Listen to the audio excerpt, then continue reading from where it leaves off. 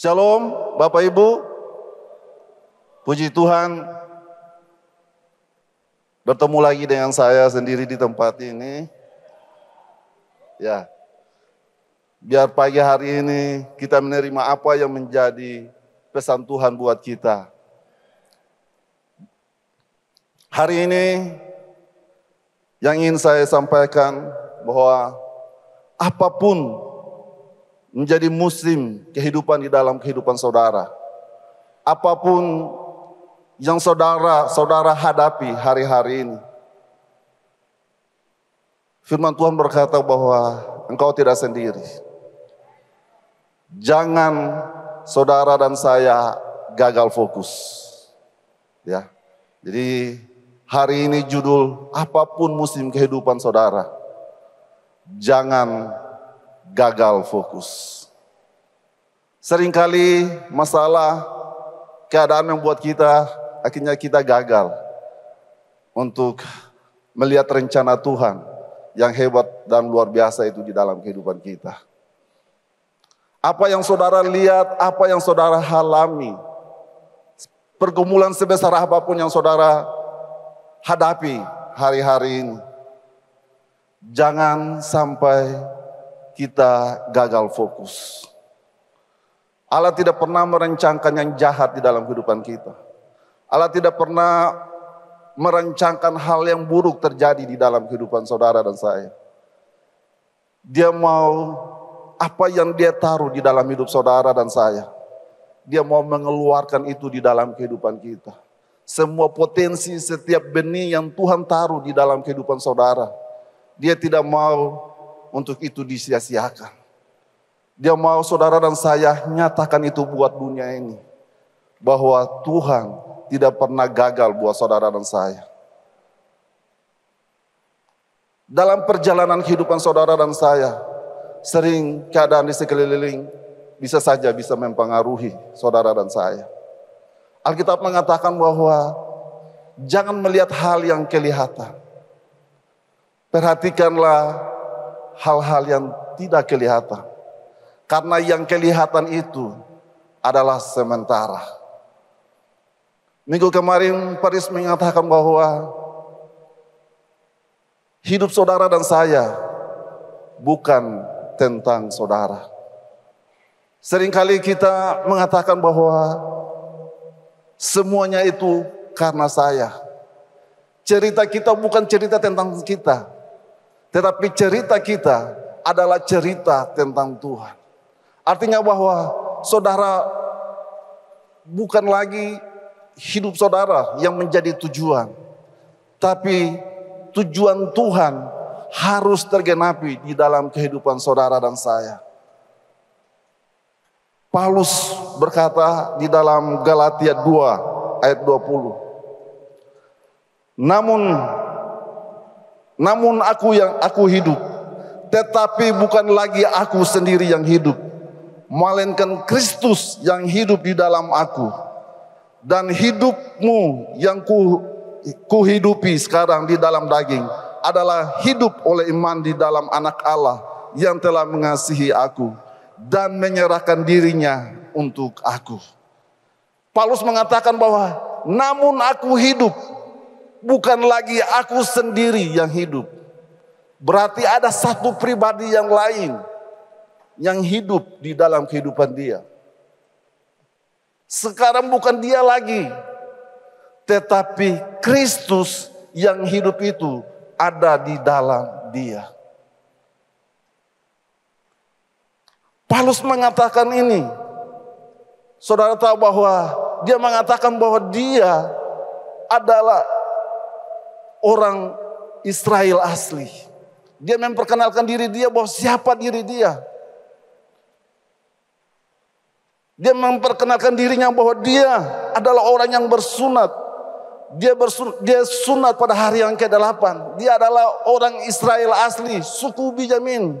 Dia adalah orang Ibrani asli. Dalam melakukan semua aktivitasnya, dalam pendiriannya terhadap hukum Taurat, dia tidak pernah bercacat. Di dalam kegiatannya, dia adalah penganiaya jemaat. Artinya bahwa dia punya sesuatu pengaruh di dalam kehidupan dia sebelum dia kenal Tuhan. Dia berkata bahwa semua yang dulu dianggap itu untung, ketika dia mengenal Kristus, semuanya itu sampah. Artinya bahwa dia tidak membanggakan apa yang dulu dia pernah alami. Posisi dia, jabatan dia, kedudukan dia, dia tidak membanggakan itu. Bagi Paulus, itu adalah masa lalu dia.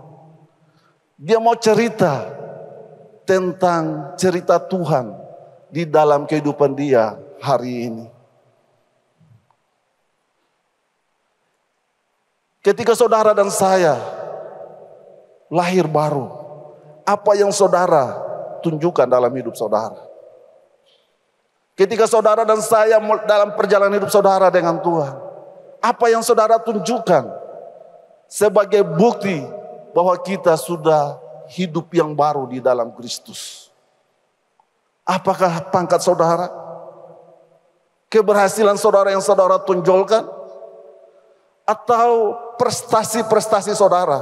Berapa banyak prestasi-prestasi saudara yang saudara mau tunjukkan buat dunia ini? Paulus mengatakan bahwa hidupku bukan aku lagi, melainkan Kristus yang hidup di dalam aku. Pastikan bahwa cerita kita adalah cerita tentang Tuhan. Pastikan bahwa kalau kita buat apa yang kita kerjakan ini, itu bukan karena aku, tapi itu karena Tuhan yang melakukan semuanya itu di dalam kehidupan aku. Yang perlu saudara dan saya perlu tonjolkan, bagaimana hari ini saudara dengan Tuhan. Sudah berapa tahun usia pertobatan kita dengan Tuhan? Apakah saya masih seperti yang dahulu?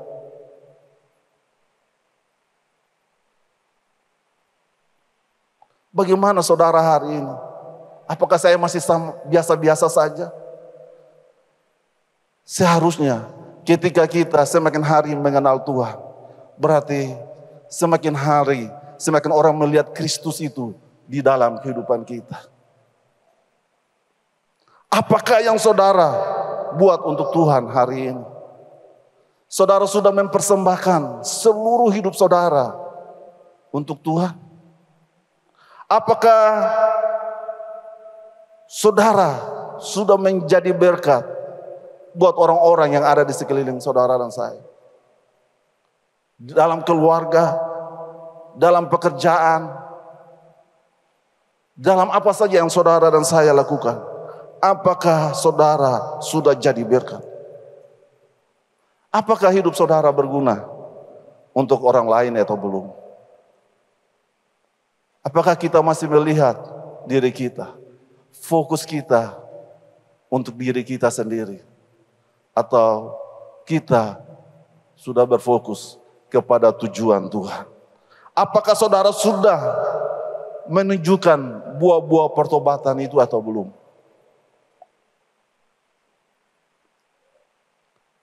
Apakah orang sudah bisa melihat Yesus yang ada di dalam kehidupan saudara?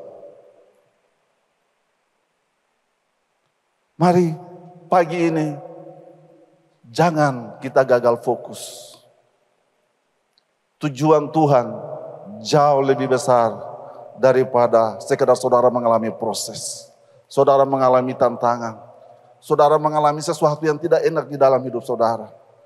Tujuan Tuhan jauh lebih besar dari semuanya. Semua kita pasti menghadapi musim-musim yang tidak enak di dalam kehidupan kita. Setiap kita pasti punya persoalan. Setiap kita ada di dalam setiap musim dalam kehidupan kita. Hari ini saya mungkin yang mengalami, tapi besok orang lain juga yang mengalami. Jadi tenang, semua apa yang menjadi tujuan Tuhan di dalam hidup saudara, rancangan Tuhan tidak pernah gagal. Pertanyaannya, mengapa fokus kita kepada Yesus? Itu pertanyaan. Mengapa fokus kita hanya kepada Yesus? Ya. Ibrani 2 ayat 13 mengatakan, Aku akan menaruh kepercayaan kepadanya. Dan lagi, sesungguhnya inilah aku dan anak-anak yang telah kuberikan, yang telah diberikan Allah kepadaku. Ini Paulus mengutip perjanjian lama di Yesaya, bahwa Allah sejak dulu Dia telah menaruh kepercayaannya kepada Yesus. Artinya bahwa sebelum Yesus lahir, Allah sudah menaruh kepercayaan itu kepada Yesus. Bahwa Dia akan menjadi teladan buat saudara dan saya. Dia akan menjadi teladan buat kita sebagai anak-anaknya. Ya, makanya ya, buat kita, ya, kita perlu fokus. Karena Yesus adalah kepercayaan, ya, teladan kepercayaan kepada Allah, ya.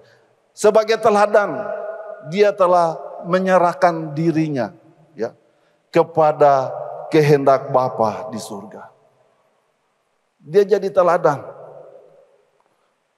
Dalam pergumulannya menghadapi penderitaan, Ia menyerahkan sepenuhnya kepada kehendak Allah. Ketika Dia ada di Taman Getsemani, semalam-malaman Dia bergumul. Dia berdoa sampai keringatnya berteteskan darah. Artinya bahwa bukan pergumulan yang biasa. Itu bukan pergumulan yang biasa. Tapi apa yang Dia bilang? Bukan kehendak Dia yang jadi, tapi biar kehendak Bapa yang jadi. Apa yang menjadi kehendak Allah pada waktu itu? Saudara tahu bahwa Allah mengatakan bahwa Allah tidak menghendaki korban bakaran. Allah tidak menghendaki korban penghapus dosa. Allah tidak menghendaki semuanya. Pada waktu itu Allah, meskipun itu adalah aturan hukum Taurat, kalau siapa yang berdosa, dia harus mempersembahkan korban sebagai penghapus dosa. Saudara tahu, penghapus dosa artinya bahwa waktu saudara dan saya buat dosa, saudara korbankan korban di atas mezbah. Setelah itu dosa saudara dihapuskan.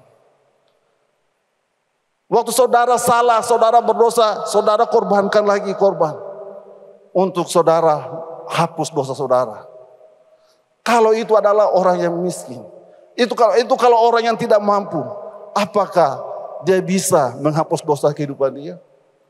Allah tidak menghendaki korban bakaran.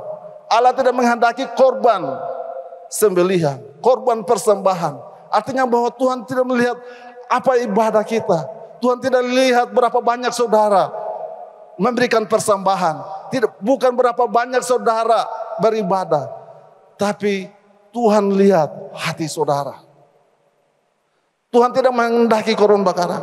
Makanya Yesus datang. Dia datang, Dia dikuduskan satu kali untuk selama-lamanya. Jadi Dia datang sebagai korban yang kudus. Supaya apa? Saudara dan saya tidak mempersembahkan korban binatang lagi. Dia buat sekali untuk selama-lamanya. Jadi Dia telah menjadi teladan buat saudara dan saya. Untuk menjadi teladannya,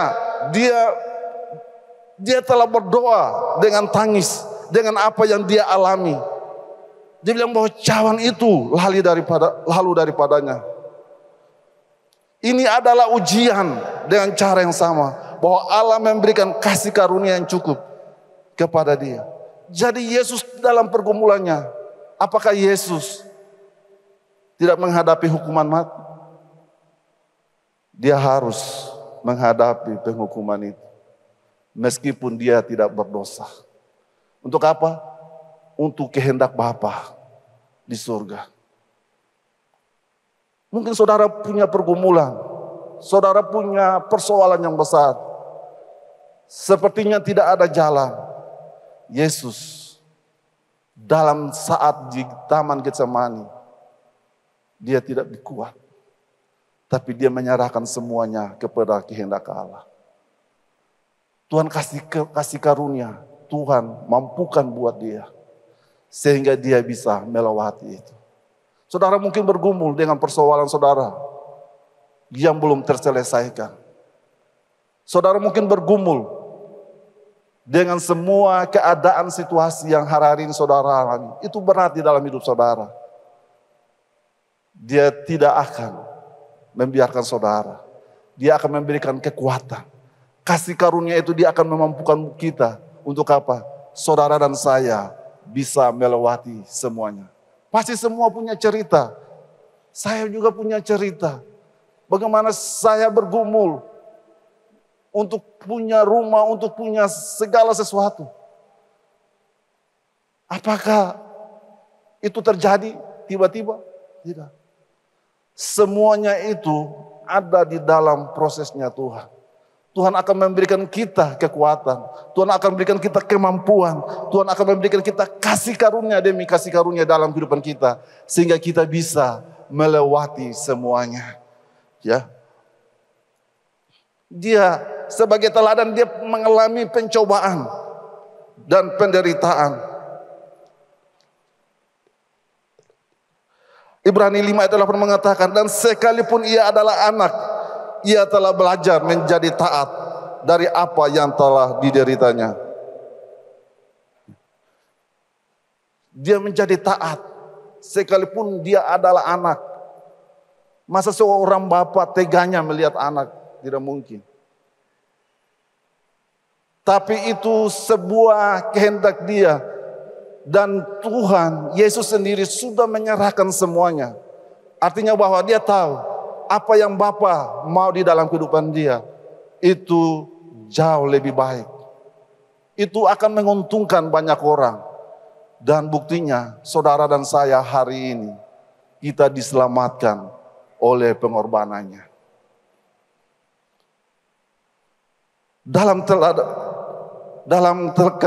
Percaya dalam keteladanannya, dia tabah dalam kesetiaannya kepada kehendak Bapa dan menanggung segala bantahan, tuduhan kepada dirinya yang tidak berdosa, supaya kita tidak lemah dan putus asa. Dia mau melakukan semuanya supaya saudara dan saya tidak lemah, tidak putus asa. Makanya kalau Allah bilang bahwa dia jadi teladan, percayalah bahwa dia menjadi teladan buat saudara dan saya. Dia telah melakukan semuanya. Firman Tuhan bilang dia melakukan itu pada waktu dia sebagai manusia. Artinya bahwa dia waktu menghadapi penderitaan itu, dia bukan mengalaminya sebagai anak Allah, sebagai manusia berdosa, manusia yang tidak berdosa.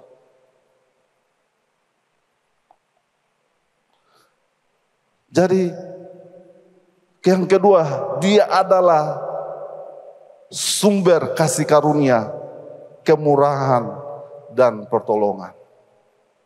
Mengapa kita fokus kepada dia?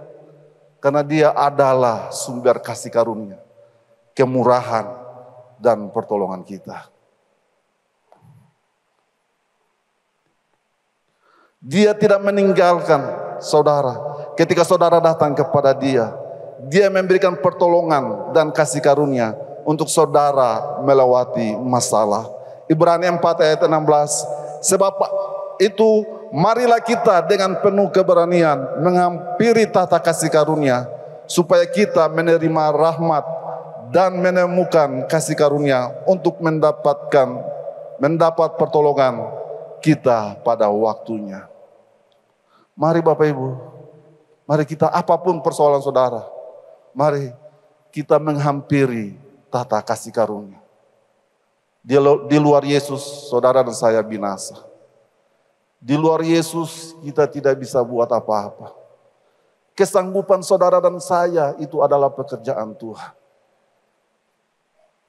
Mari tunjukkan Mari buktikan bahwa Yesus yang ada di dalam kehidupan saudara dan saya mampu memberikan kasih karunia itu di dalam kehidupan saudara dan saya.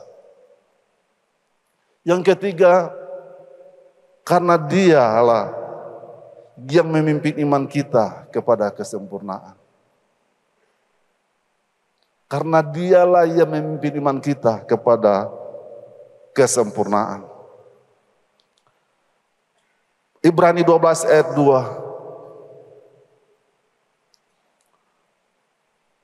Marilah kita melakukannya dengan mata yang tertuju kepada Yesus yang memimpin kita dalam iman dan yang membawa iman kita itu kepada kesempurnaan, yang dengan mengabaikan kehinaan tekun memikul salib ganti sukacita yang disediakan bagi Dia yang sekarang duduk di sebelah kanan Allah. Kristus adalah pencetus iman kita. Karena Dialah yang memulainya dan juga sebagai pemimpin dan pencipta iman kita. Dialah yang menyempurnakan dan menuntaskan, membawa kita kepada kesempurnaan. Dia sudah buktikan bahwa Dia sampai kepada garis finish. Dia sudah menyempurnakan semuanya. Penderitaan saudara dan saya, pergumulan saudara dan saya, tantangan hidup saudara dan saya, Dia sudah menyempurnakan semuanya. Kalau Dia sudah buat semua itu buat saudara dan saya, apakah kita mengalihkan fokus kita kepada yang lain?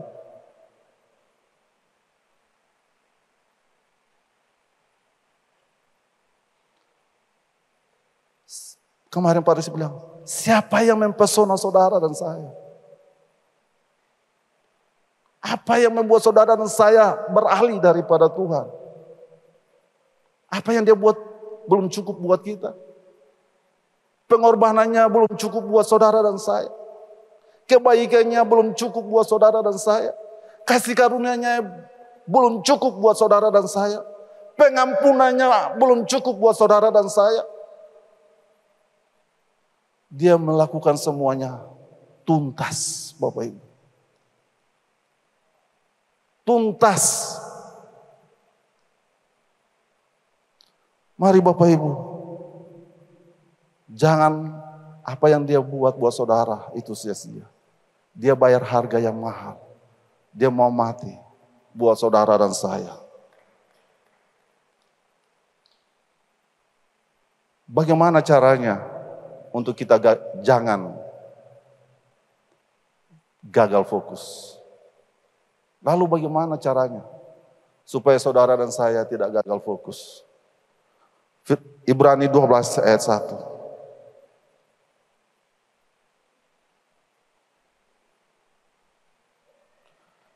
Karena kita mempunyai banyak saksi, bagaikan awan yang mengelilingi kita. Marilah kita menanggalkan semua beban dan dosa yang begitu merintangi kita, dan berlomba dengan tekun dalam perlombaan yang diwajibkan bagi kita. Ayat kedua, marilah kita melakukannya dengan mata yang tertuju kepada Yesus, yang memimpin kita dalam iman, dan yang membawa iman kita itu kepada kesempurnaan, yang dengan mengabaikan kehinaan, tekun memikul salib ganti sukacita yang disediakan bagi Dia yang sekarang duduk di sebelah kanan tata Allah. Bagaimana supaya saudara dan saya jangan gagal fokus? Yang pertama, mari kita meninggalkan semua beban dan dosa yang merintangi saudara dan saya.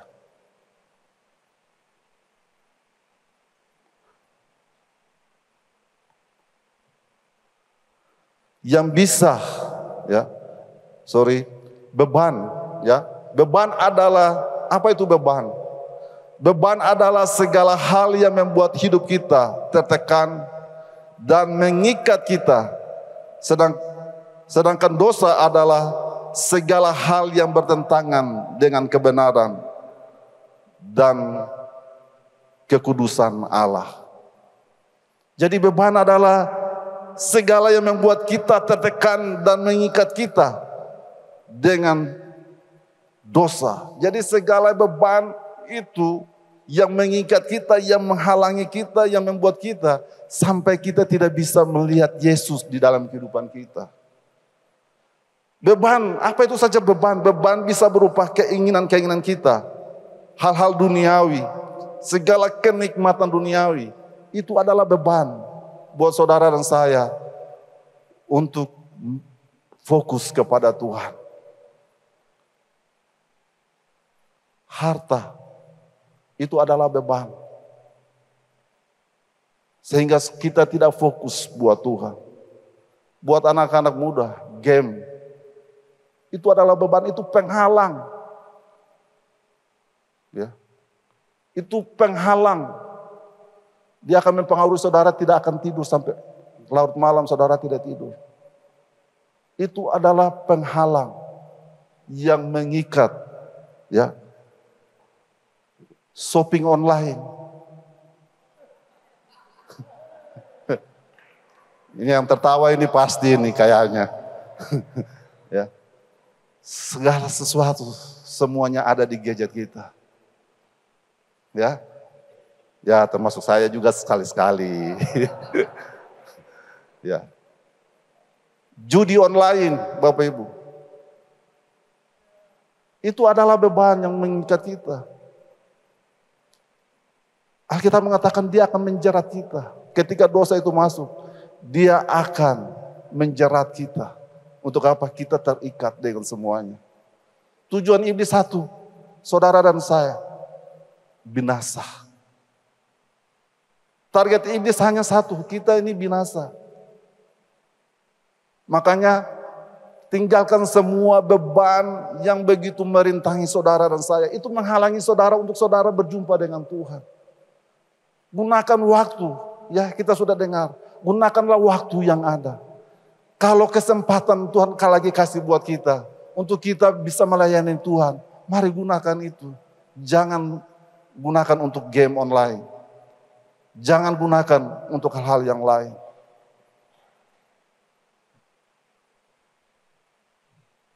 Jadi yang game, senyum saja. Ya. Apa yang jadi beban? Tidak percaya diri. Saya juga orang yang dulu adalah tidak percaya diri, Bapak Ibu. Saya berbicara takut, saya minder, semuanya. Tapi berjalan waktu, saya belajar bahwa itu adalah beban. Itulah yang menghalangi beta untuk beta lebih lagi berjalan di dalam panggilan Tuhan. Ya.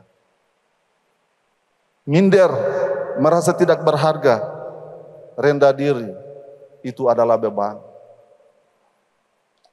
Kalau itu ada dalam kehidupan kita, mari kita bertobat. Tuhan saya mau, Tuhan sudah selesaikan itu sempurna, tuntas. Ya. Itu tipu muslihat iblis yang mengatakan bahwa kita ini tidak berharga. Itu yang mengatakan bahwa saudara tidak punya arti apa-apa. Saudara tidak bisa, saudara tidak ganteng, saudara tidak cantik. Saudara adalah orang miskin, saudara. Itu iblis yang mengatakan itu buat saudara dan saya. Mari fokus kepada Dia yang telah menyelesaikan semuanya buat saudara dan saya. Amin. Pergaulan buruk. Akhirnya orang sulit untuk keluar dari dunia. Pergaulan yang buruk.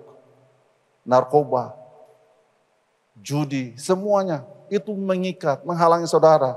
Sehingga waktu saudara ketemu dengan Tuhan, saudara malu. Ya, saudara minder, saudara merasa berdosa. Itu adalah beban-beban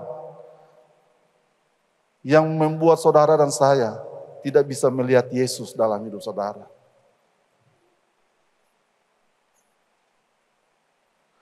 Kata lain dari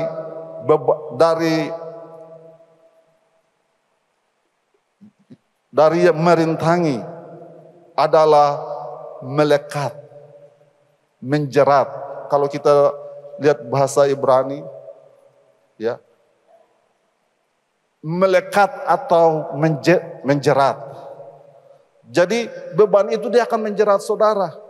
Dia akan melekat. Melekat itu sulit untuk saudara dan saya itu keluar lagi. Bahasa Indonesia mengatakan, Kamus Bahasa Indonesia kini berkata bahwa menjerat adalah melakukan tipu muslihat, mencelakakan orang dengan tipu muslihat. Jadi kata menjerat menurut bahasa Indonesia adalah melakukan tipu muslihat. Itu adalah tipu muslihat iblis yang iblis pakai untuk menghalangi kita untuk mengenal Yesus. Ya. Itu adalah tipu muslihat iblis, penipuan iblis untuk mengalihkan saudara dan saya untuk gagal fokus. Kita tidak bisa pakai topeng dalam perlombaan iman ini. Banyak orang ikut Tuhan tapi masih bawa topeng di dalam kehidupan dia. Masih bawa pemikiran, pemahaman yang dunia itu dia sedang bawa masuk di dalam gereja. Masuk di dalam gereja dan pakai sihir di dalam gereja supaya bisa mempengaruhi orang lain. Lepaskan apa saja yang ada di dalam hati saudara. Allah tidak pernah tertutup buat saudara. Tidak ada satupun yang tersembunyi. Saudara bisa merasakan bahwa apakah saya masih ada topeng dalam perjalanan hidup saya. Waktu saya datang hidup yang baru, saya lahir baru, saya ada di dalam komunitas, saya ada di dalam gereja. Apakah kita masih bawa hal-hal yang dunia itu, semua posisi jabatan, semua apa yang saudara punya itu, apakah saudara bawa masuk di dalam gereja atau tidak? Paulus mengatakan bahwa bukan aku lagi, tetapi Kristus yang hidup. Dia mau tunjukkan Kristus itu buat dunia ini, bahwa semuanya itu tidak ada apa-apanya. Itu dulu untung, tapi hari ini dia bilang bahwa semuanya itu sampah. Apapun beban saudara, apapun keadaan saudara, firman Tuhan mengatakan, marilah kepadaku semua yang letih lesu dan berbeban berat, aku akan memberikan kelegaan kepadamu. Dia mau melepaskan kita Bapak Ibu. Dia mau membebaskan kita dari segala tipu muslihat iblis yang datang di dalam pikiran saudara. Bahwa saudara tidak berharga, bahwa saudara tidak punya apa-apanya, saudara tidak berharga. Mari lepaskan. Itu tipu muslihat iblis yang menghalangi saudara dan saya untuk mengenal Tuhan. Makanya dikatakan marilah kita melakukannya dengan mata yang tertuju kepada Yesus. Artinya bahwa apapun yang saudara dan saya lakukan, mari fokus kita hanya kepada Yesus. Yang kedua, berlomba dengan tekun dalam perlombaan yang diwajibkan. Bapak Ibu, perlombaan dikatakan bahwa perlombaan yang diwajibkan. Artinya bahwa tidak bisa diwakili oleh siapapun. Ya, tidak bisa diwakilkan oleh siapapun. Ya. Saudara tidak bisa bilang bahwa saya tidak bisa ikut di dalam perlombaan ini. No, tidak bisa. Dia mau saudara dan saya ada di dalam perlombaan itu. Ya. Saudara tidak bisa bilang bahwa, Pak, biar orang lain saja. Biar beta dukung di dalam doa saja. Tidak bisa. Ya. Kemarin kita parula ketemu dengan gembala sektor. Ya, tentang komunitas teman. Kita tidak bisa berdoa saja supaya jiwa-jiwa ini datang di tempat ini. Tapi kita perlu membangun jembatan. Saudara dan saya harus ada di dunia ini. Saudara harus pergi. Untuk apa? Membangun jembatan itu.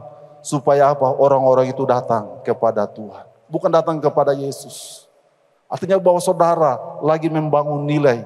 Saudara menyatakan sesuatu yang benar di sana. Dan itu akan menjadi dampak buat kota ini. Dan negeri ini. Ya. Jadi Yesus ada bersama-sama dengan saudara. Perlombaan dalam Kamus Bahasa Indonesia mengatakan bahwa beradu kecepatan. Jadi perlombaan itu artinya gini, saudara dan saya itu beradu kecepatan. Untuk dunia saja kita mau mati-matian untuk dunia. Beradu kecepatan. Berlarilah sedemikian rupa. Supaya apa? Saudara menyelesaikan perlombaan iman ini. Yesus sendiri telah memberikan teladan buat kita. Bahwa dia yang mengakhiri garis finish itu. Dan Yesus telah menjadi teladan. Dan dia meyakinkan kita bahwa kita juga dapat menjadi seorang yang pemenang. Yesus sudah menunjukkan itu. Makanya dia menjadi teladan.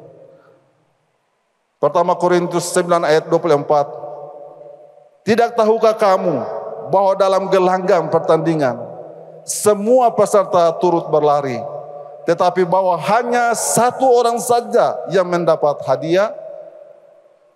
Pastikan itu saudara dan saya. Ya. Dikatakan berlombalah sedemikian rupa. Kalau hari ini saudara baru ketemu dengan masalah sedikit, jangan menyerah Bapak Ibu. Jangan baru hujan gerimis saja, minta izin, saya bisa kisi.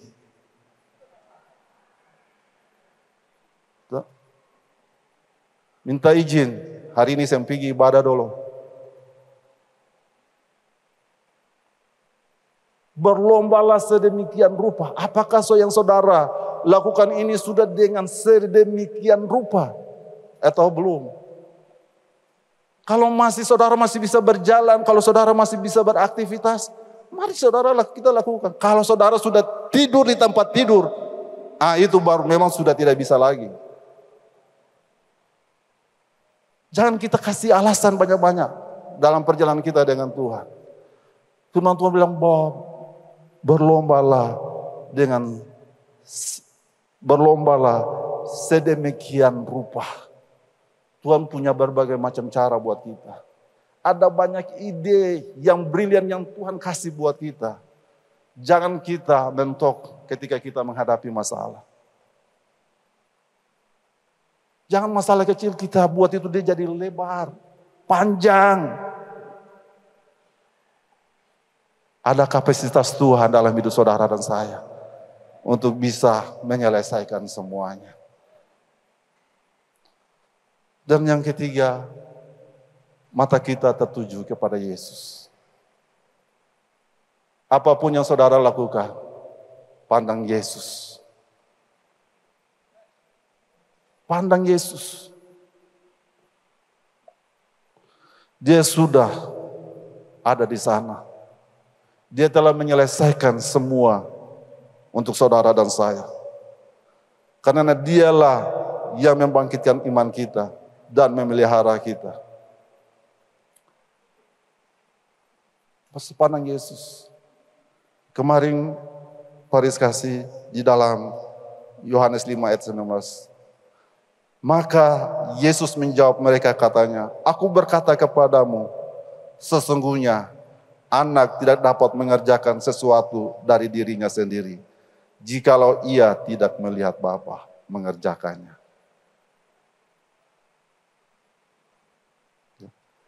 Yesus saja melihat Bapa. Melihat, kemarin tersebut, melihat itu dengan penuh pengertian. Dengan kesadaran saudara pahami. Dengan akal sehat saudara melihat bahwa ini loh Yesus lakukan. Kalau dengan semua pandangan saudara, saudara lihat apa yang Yesus kerjakan dalam hidup saudara dan saya, mari lakukan seperti saudara lihat Yesus. Ya, katakan bahwa Yesus berkata, aku berkata kepada sesungguhnya anak tidak dapat mengerjakan sesuatu dari dirinya sendiri jikalau ia tidak melihat Bapa mengerjakannya. Sebab apa yang dikerjakan Bapa juga yang dikerjakan oleh anaknya. Jadi mudah sesimpel itu yang saudara bisa buat Tuhan. Fokus untuk Tuhan. Perlu saudara belajar, saudara lihat saja apa yang pernah Yesus lakukan buat saudara dan saya. Itu melihat, artinya sesuatu yang fakta, sesuatu yang nyata yang Yesus lakukan itu. Buat saudara dan saya, mari lakukan. Bahkan Filipus pernah bertanya kepada Yesus, Tuhan, tunjukkanlah Bapa itu kepada kami. Itu sudah cukup bagi kami. Jawab Yesus kepadanya, telah sekian lama aku bersama-sama kamu Filipus, namun engkau tidak mengenal aku. Barang siapa telah melihat aku, ia telah melihat Bapa. Bagaimana yang kau berkata, tunjukkanlah Bapa itu kepada kami. Kita tidak bisa punya alasan bahwa saya tidak bisa melakukan seperti Yesus. Dia kasih kekuatan buat saudara dan saya. Dia berikan kemampuan buat saudara dan saya. Dikatakan bahwa kasih karunia itu cukup. Hanya kita belum coba saja. Kita belum coba saja. Jangan lihat diri kita. Tapi lihat Tuhan yang hebat, yang luar biasa, yang dahsyat, yang menyelesaikan, yang melakukan semuanya buat saudara dan saya. Hidupku bukan aku lagi, tapi Kristus yang hidup itu ada di dalam kehidupan kita. Pastikanlah bahwa di mana-mana saudara ada, di tempat manapun saudara berada, orang melihat Yesus dan orang memuliakan Bapa di surga karena dia melihat saudara dan saya.